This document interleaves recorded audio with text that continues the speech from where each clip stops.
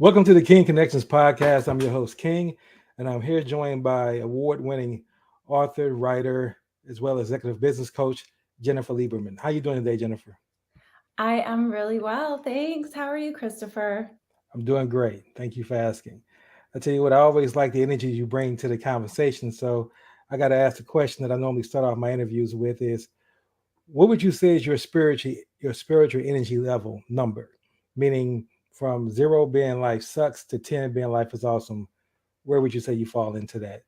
Um, Anywhere between a 6 and an 8, depending on the day. Okay. Okay. Yeah, Well, I'd great. say I'd say 7 on average, on a good day, 8, 8.5 on a bad day, maybe 6. Well, excellent. Excellent. I appreciate you answering that question. I always answer the question because I'm a firm believer, like Einstein said, everything is energy. Energy is everything. And Mhm. if I get people on my podcast or when I do meetings or I host events, they're twos or threes. I know they're not going to be engaged. They're not going to be present, and there's going to be adversarial just because the energy is off. So that's why I asked that question. So thank you for indulging me with that. Thank you. Yeah, that's a great one. I'm gonna start using it. It's a great way to just kind of see where people are, kind of let you know how the meeting's going to go as well, the phone call or whatever it may be. And also if they're self-aware or not, because there are a lot of people who just aren't self-aware. And if, they don't have a good reflection of where they're at compared to like how they present themselves, that can be an issue too. That's true. Absolutely. Absolutely.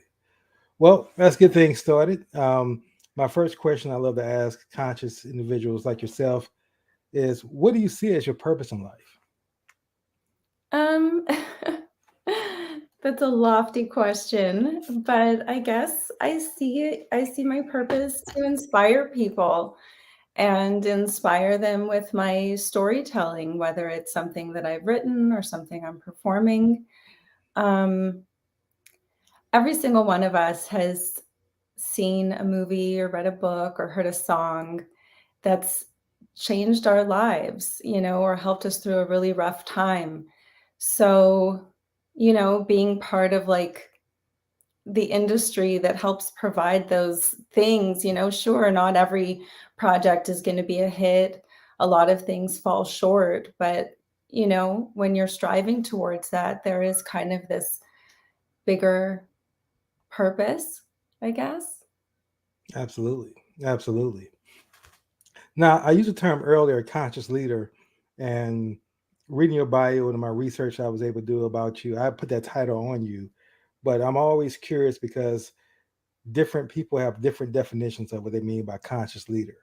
So I would like to Mhm. ask the individual themselves, how would you define a conscious leader? Well, I think it has to do with someone who can really be in the present, and someone who can bring perspective because, um, you know, not all the systems are perfect, not everything is perfect, but you kind of have to move forward with where we are realistically, as opposed to, these lofty goals that kind of paralyze us Hmm. because when you look at the big picture, sometimes it's just way too big to figure out how to tackle. Hmm. And, and I guess an example in business would be, having short term goals, like weekly goals, having monthly goals, having a 5-year plan, things like that. Hmm. But yeah, sorry, I think I went off on a tangent, but No, no. I understand your answer very well. Now, I'm curious to know because you've done a lot of things in your life that you've been successful with, and then life in general. So I asked this question: of all the things that you've accomplished in your life, what would you say you're most grateful for? oh, everything. I guess the number one thing that I'm most grateful for is that I'm still standing, Hmm. so to speak, like in the entertainment business. I've been in the business almost 20 years now, and there are a lot of people I started out with, you know, who haven't stuck with it. You know, and that's fine. Everyone's allowed to like make different choices. But I think the fact that I've been willing to wear different hats and to create my own projects and write and produce and, you know, find different ways to stay in the game, I've kind of had this longevity. So I'm really grateful for that. Excellent, excellent. I understand that as well. Now, Yeah. so what are three behavior traits that you possess that you would say best describe yourself?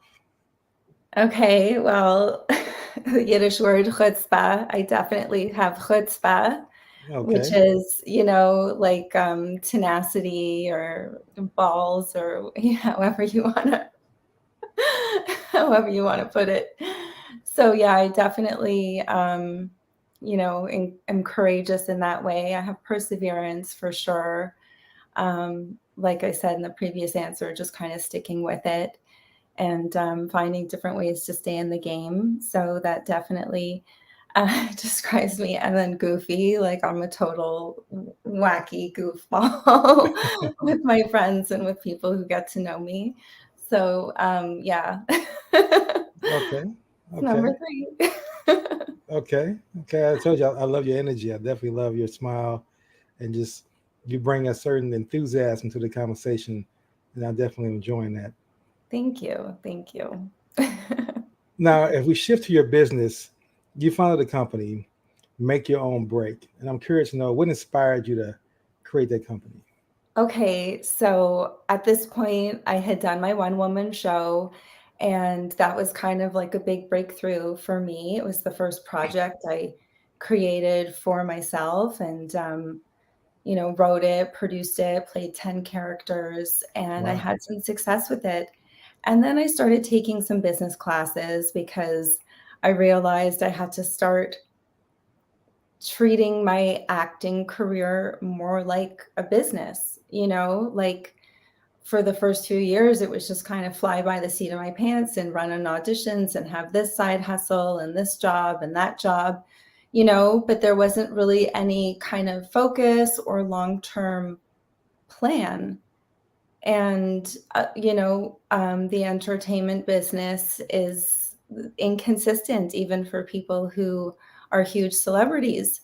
You know, there's a lot of feast or famine, or years where you have 5 projects coming out in 6 months, and then years where it's 2, 3 years before there's another project. So, you know, as I was getting older, as we realize, you know, when we get older, we have to kind of start thinking about our long term future. So that's when I started taking business classes. And that's when I realized that I had this kind of like niche that I could help fellow kind of struggling actors and writers create vehicles for themselves the way I did. And that's basically how I realized, like, oh, I could start this business and, you know, help people shine and like do what they do best. So that's how it began. Now, to make sure my audience really understands this, you are, and definitely if I leave something off, please let me know. But you are award-winning writer, you are a performer, you're a business coach, you also are a um, what else am I leaving out there? I'm a producer, like an independent film and And theater producer. and Yeah. a producer as well. So Yeah. how do you? Well, let me ask you this. Let me ask this way: of all those roles, which one would you say feels more natural and the one that you enjoy doing the most? Well, I love acting. That's my favorite. That's number one. And I Okay. always say that like necessity is the mother of invention. And, you know, if I like showed up in New York and like landed, you know, a big Broadway show or some TV show, I probably never would have had the need to create my one woman show and produce my own projects and create my own content. But in doing that, you know, it's like you don't always end up you start off on a path and you don't know where it's going to lead. You're trying to go in one direction, but sometimes other things present themselves. And, doing that one woman show has led to now being a #1 best-selling novel. So now I'm a best-selling author, and the book has won 5 literary awards. So I don't think I ever would have gone in that direction if things would have played out differently. But, you can play that game for eternity, like if this happened or if that happened. But, you know, our stories are made up of the choices we make with, you know, what's presented in front of us, like with the present, with what is. Absolutely, absolutely. You definitely are, I would say, the from what I've seen, the definitely definition of a person who doesn't let um, circumstances stop them or prevent them. As you say, you definitely are not the starving artist. You don't rely yourself just to, I'm an actress, and if I don't make it as an actress, I starve. You allowed yourself to adapt, adjust, and come up with other roles, which I think is very admirable. And I'm definitely inspired and impressed by that. And I'm curious to know now, as we talk about inspiration, what inspired you to become an author?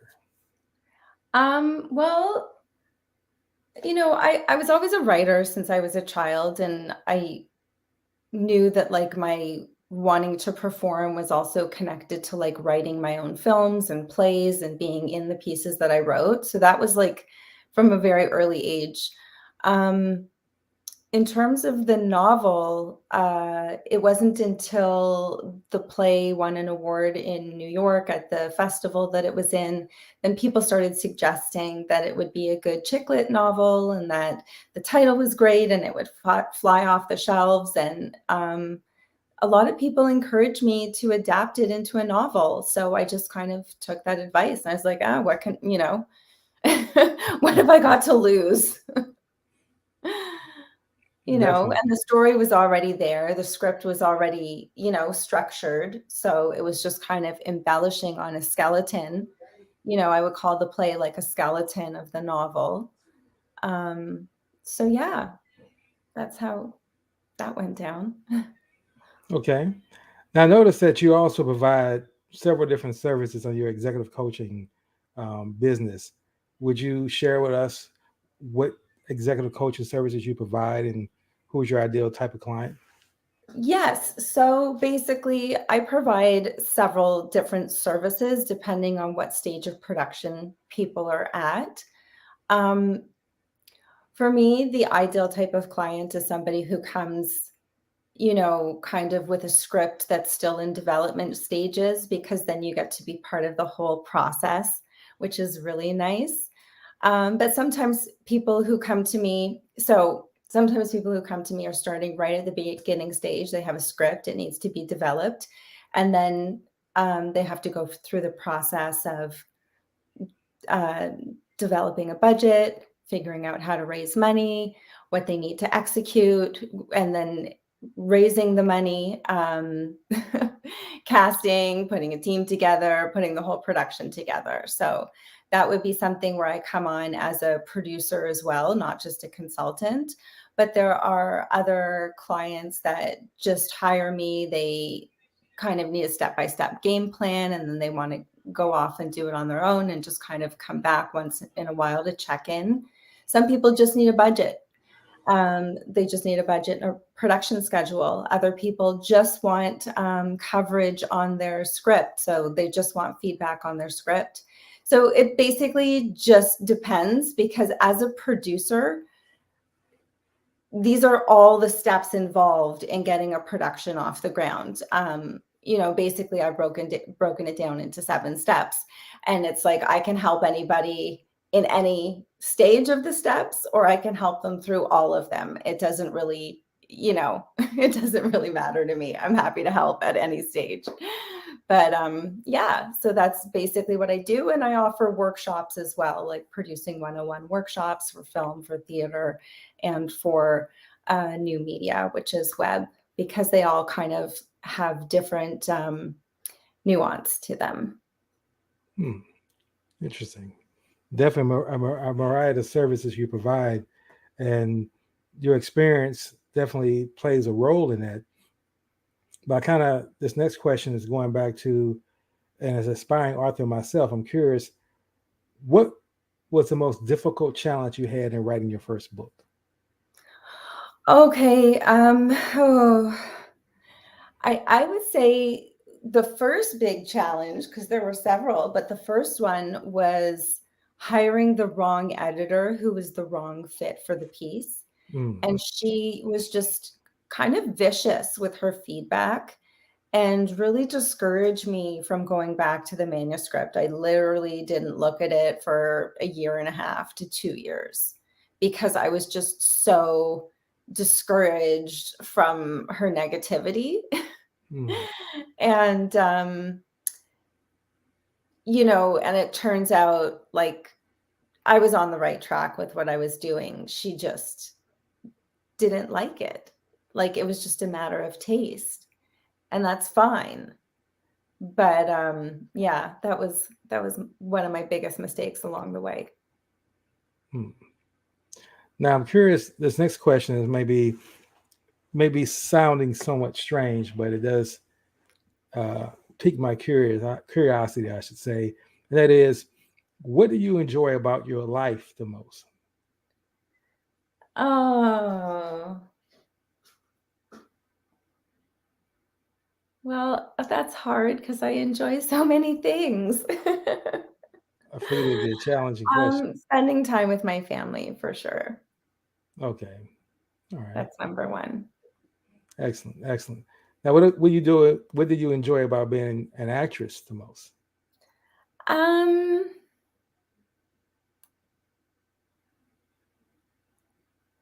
being able to like create something out of thin air, like just out of your imagination. Hmm. Do you have a favorite actor that you look at and say, I "This is love Kate Blanchett. She's my favorite. She's wonderful. okay"? All right. Yeah. Now, I'm sure that you've made a lot of decisions in your life, deciding to become a author, producer, actress, do the 12, 10 person, one person play, all those things. And this in life in general, every day you're making difficult decisions. But I'm curious to know, has there been one decision that you've made in your life that you would say has been made the most significant and the most impact in your life? Mm, yeah, for sure. Deciding to move to New York after university, like Hmm. deciding to break free of, where I was from and show up in one of the craziest cities in the world all by myself, Hmm. with, as I say, a duffel bag and a dream. Hmm. And if I never would have done that, I never would have become the person I am today. Hmm.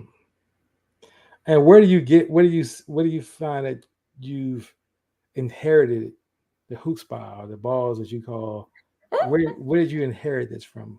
Oh, my parents are definitely very, ballsy people for sure. Um, but both sides of my family came from somewhere else, like with practically nothing, without knowing anybody, and just kind of showed up for, a better life and a better opportunity. Hmm. Okay. Now, in my business, I'm a connector. I help conscious leaders to build what I call connectionally intelligent tribes of other conscious leaders who are in line with their purpose and their passions in life and their principles. And I came up with 8 key characteristics that I define that I look for when I'm making a connection. Now, Mhm. 2 of those, I don't expect a person to have all 8, but 2 to me are definitely, they lack these, they're deal breakers. And that's being growth minded. And that's also being someone who has a grateful spirit. So I'm curious to know, do you have any kind of characteristics that you look for in an individual that you're going to either make a connection with, accept a LinkedIn connection, accept a referral, whatever the introduction is going to be? Is there certain things you look for in this individual before you say, yes, I'm willing to meet or allow myself to invest my energy and time with this individual? It's funny. When I first got to LA, I was going for some meetings with acting agents. And there was one particular agent who kept calling me back. And every time I'd go for a meeting, I'd be sitting and waiting in the waiting room 2, 3 hours, like an obscene amount of time. And it was funny because this person in our final meeting said to me, like an Audrey Hepburn quote about she wouldn't want to work with anyone she wouldn't want to sit and have lunch with for an hour. Hmm. And, and as this person said it to me, I was like, wow, I wouldn't want to have lunch with them for an hour. And I just kind of thanked them and got up and, wrapped it up as soon as possible. No, but there was a lot of freedom in that, Absolutely. because I also feel like sometimes there's a lot of pressure to connect, and especially nowadays with Instagram, social media, Twitter, it's like it's all about having the most connections and the most followers and the most, this and that and whatever. But if they're not authentic, it doesn't necessarily serve you. So I didn't answer your question in like characteristics, but basically somebody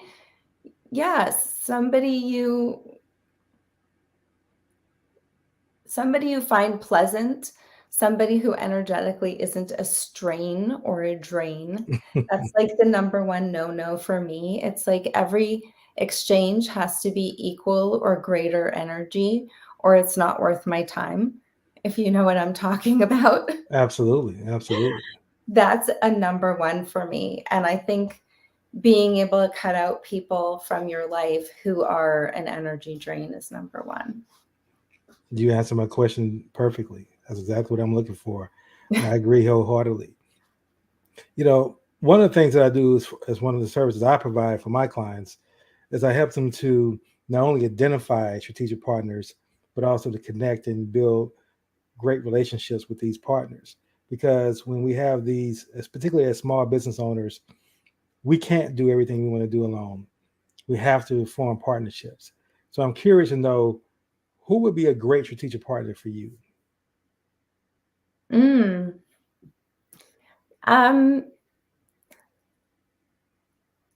Somebody in the marketing world. I think that would be a really good partner for me at this point in time. Okay, excellent.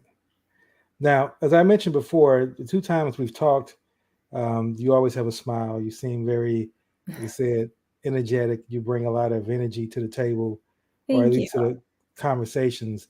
And I'm curious to know, are there certain morning rituals that you go through to kind of filter out all the negative information, the news and the media tries to pump into us, the notifications on our phone or whatever it is, whether it's political, racial, uh, environmental? How do you weed out all of that information and still maintain a very 8 to 10 energy level? Okay, so number one is I don't look at my phone or my computer. I don't look at any social media for about 2 hours in the morning from the time I wake up. That's just not something I do. So yeah, so like the news, nothing that's going on in the world is really affecting me at that point in time. I wake up, I do about 20 to 30 minutes of meditation, and then I'll grab a coffee or a tea in the morning. I'll sit and read a little bit, usually something inspirational or like business oriented, something nonfiction, something to like motivate me or something to help me with something I'm working on. And then I'll do about 20 minutes to a half hour of Qigong. And then I will go to my computer and start my day. Okay. Yeah. Okay. Excellent. Thank you for sharing that. And you said 20 to 30 minutes of Qigong. Is it, Hmm. so for our listening audience who may not be aware, can you explain what that is? So Qigong is a form of Tai Chi and Kung Fu. They're all in the same family. Hmm. And it's basically energy work. So it's very fluid, repetitive, flowing movements connected to your breath. And it's basically moving chi, which is considered life energy or life force, through different parts of your body. And in Chinese medicine, it's believed that you can get ailments or sick from chi being blocked in certain parts of your body. So, doing these Tai Chi movements makes sure everything is circulating and flowing. Okay. Okay. Excellent. Excellent. Thank you for sharing. Now, my Yeah. next question is, and I'm going to set the context for it before I finish asking the question. That is, who would be, or is there a kin connection that you would like to meet? And what I mean by kin connection, I'm not necessarily referring to my name or my company name, but it's a title that I've given to an individual who has achieved certain success in their career, personal, professional. And if you were to meet this individual, not as a fan, but as a potential co-creator, what you all can do together that could be, life changing, transformational, not for you. And for example, mine would be Magic Johnson, not because I'm a basketball fan, which I am. It's his business acumen, his community acumen, and his development experience is what I want to get with him on. And I think we can do some great things together. Because as an engineer, I've developed a process, and I believe everybody is accessible if you have the right networking connections and the right purpose. So, with that being said, is there a kin connection that you would love to meet and kind of co-create with? Oh, well, that's a tough question because I have a long wish list.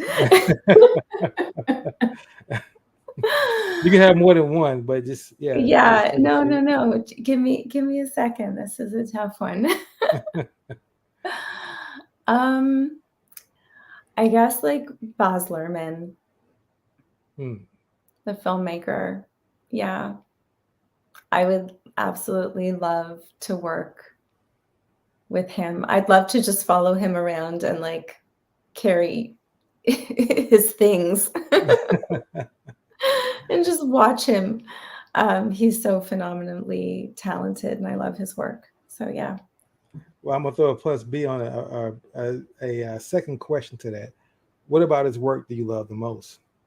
Um, I love the artistry. I love the attention to detail. I love how he brings whimsical and musical elements to these, kind of dark, heart-wrenching stories. And his cinematography is just superb. Like the shots he sets up, the art department, like everything is just really out of this world. It's just really impeccable. So yeah, he is Okay, somebody. okay, great. Now, my last question would be: is there a book that you would like to recommend to our listening audience that you would say that has been the most impactful, influential in your life, and that you would say, listen, here's a book that I would recommend that you must read because it helped me. And it could be several books, but is there any one or two books in particular that you can bring to mind? Well, The Alchemist is definitely one of those books by Paulo Coelho. Um, that is just, super profound. And um, I also, just for sheer entertainment, love the imagination of Tom Robbins. He's one of my favorite authors. Oh, and then I guess Steppenwolf by Hermann Hesse. That would be the Hmm. top of the list. Hmm. Steppenwolf by Hermann Hesse for sure. Okay. You know, about like the battle between the man and the beast inside of us. Yeah, I like Okay. that one. As Carl Jung refers to as our shadow as well, you know. Um, Jennifer, I definitely want to thank you for your investment of time and energy with joining us today on the King Connection podcast and answering the questions with so much enthusiasm and honesty and integrity. So I appreciate that. And I want to give you an opportunity before you go to share any closing thoughts you want to share with our listening audience, as well as your contact information for those who want to learn more about you and connect with you and look for ways to possibly hire you or build with you. Sure. Well, thank you so much, Christopher, for having me on. This has been so much fun. Um, if anybody wants to connect, you can connect with me on Instagram at I am Jen Lieberman. So IamJenLieberman. And that's actually my handle on all my social medias. Or you can check out my website, makeyourownbreak.com. And you can get all the info about all the things I do over there. Excellent, excellent. Any final thoughts, closing words? Final thoughts are only you know what you're capable of. So don't let anybody talk you in or out of anything. Just talk yourself into what you want to do. Excellent, excellent. Well, again, thank you very much, Jennifer, for your investment, time, and energy and wise words of wisdom that you shared with us today. And listening audience, thank you for joining us for another King Connection podcast. Until the next episode, I wish everyone a blessed and productive week. Thank you.